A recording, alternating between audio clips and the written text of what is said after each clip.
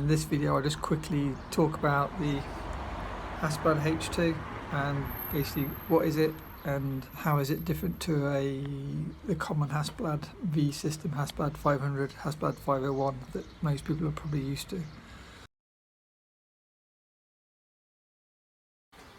Hello again, I'm just recording on my iPhone. I thought I'd quickly show you the camera that I've been using for in Portugal.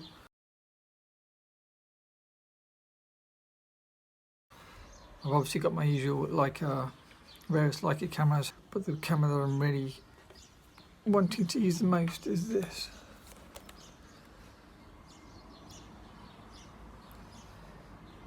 So this is my Hasselblad H2.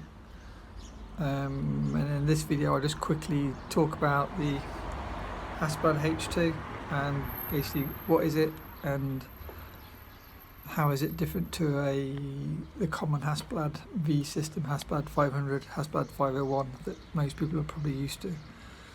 I'm just talking from a rooftop terrace in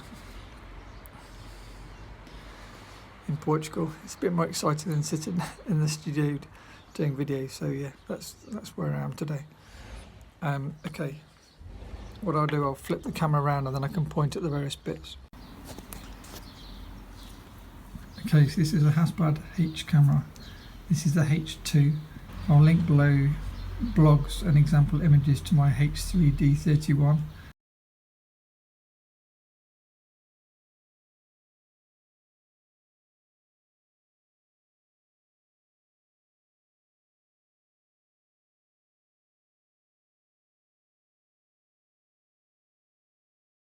Basically, I accidentally killed the H3D by getting it wet.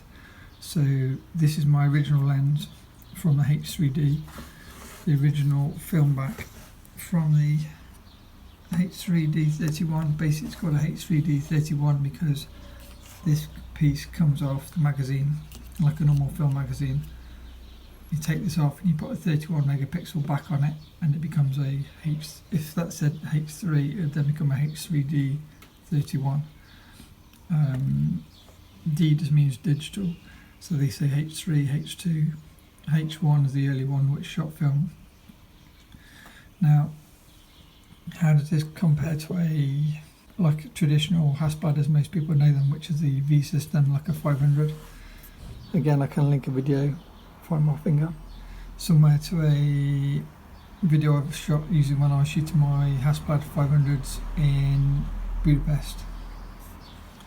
So the main difference I would say is I guess there's two main differences. The first main difference is this is autofocus and it's a bit more like using a SLR. You've got a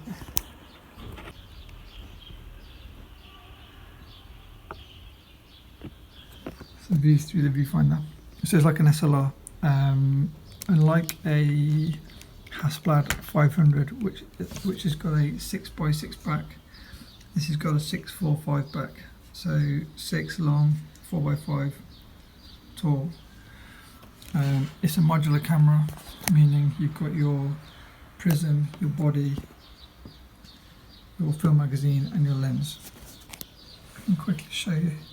There's a button underneath here to release the magazine, to release the prism. There's the prism. It's the HV90X, which is basically the same one as I had on the H3D. And strangely, I don't know if anyone will ever use this. It comes with pop-up flash for a fill flash. Not sure how I'm going to use that, but the option is there. To remove the film back, you need to first take off the prism. There's also a dark slide here, so unlike the traditional film cameras where you pull out the piece of metal, this is all integrated. So if it's a white dot, it means no dark slide. You turn it, red dot, dark slide. When there's a red dot, it means you can take the back off. You push this, and there you go. So you have film back, body.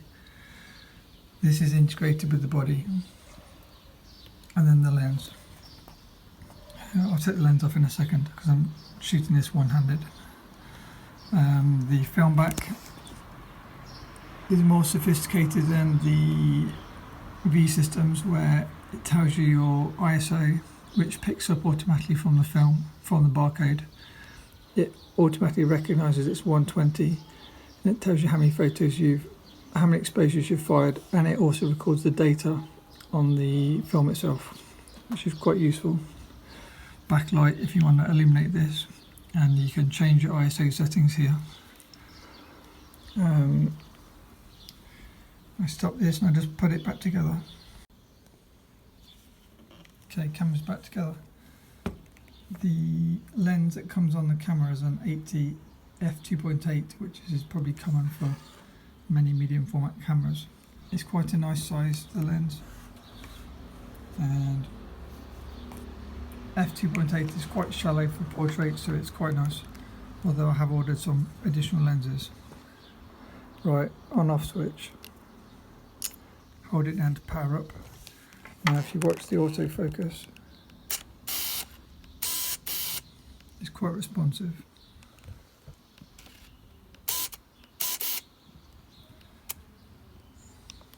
I can't dry fire it because it's got filming, but it has an impressive shutter slap when it takes a picture.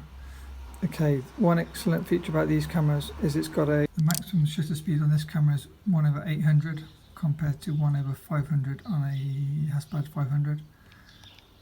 With your open aperture of f2.8, you can sync flash at the maximum shutter speed, which is useful if you like playing with flash.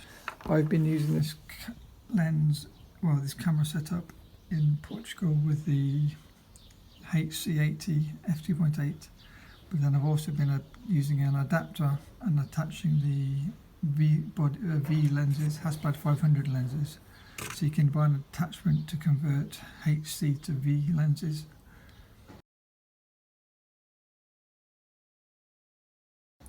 It's quite expensive, but if you already own the whole lineup of V lenses, it's cheaper than buying all the lenses again. The only thing to note is with a manual focus Hasselblad V lens, Hasselblad 500 lens, you'll have no autofocus. So yeah, that's a quick guide as to the Hasselblad H2. I hope you find it useful, and I'll do a short video showing how to load the film in a separate video when I've finished this roll. So just while I'm talking about the Hasselblad H2, it's probably worth noting there's no real difference between the H3, which I had previously, the H2, and ergonomically the H1. The earlier H1, H2 were designed for film, the H3 was designed for digital, and then obviously you've got the digital ones, H4, H5, H6. My interest is in the film, so I'm not too bothered about the later models, but it's worth knowing that I think the H4 and the H5 don't accept film backs. The H6 was redesigned to then start accepting film backs. So if I ever upgrade again and I can't use, say for example, I can't buy a H2 or a H1 or a H3, I would have to jump up to I think a H6. I've written quite a detailed article already on MrLeica.com explaining which cameras accept the H backs and which don't. So you may want to check that out. But yeah, I thought while the light is nice and I've got an opportunity to sit in a rooftop terrace for breakfast, I thought I'd show you this. Okay, thanks for watching. Just quickly, if you're wondering what strap I'm using on the Hasselblad, it didn't have a strap attached as I was packing to leave for Portugal, so I just attached my Peak Design quick release strap. I use different straps for different cameras. I've got a few nice straps for the Leicas, and I use this for the non-Leicas. And what I'll do a quick strap review for anybody that cares about straps, just a short video and blog post, just to show you what I use, because people do ask me, and it's quicker just to make a review and then all the questions are answered in one go.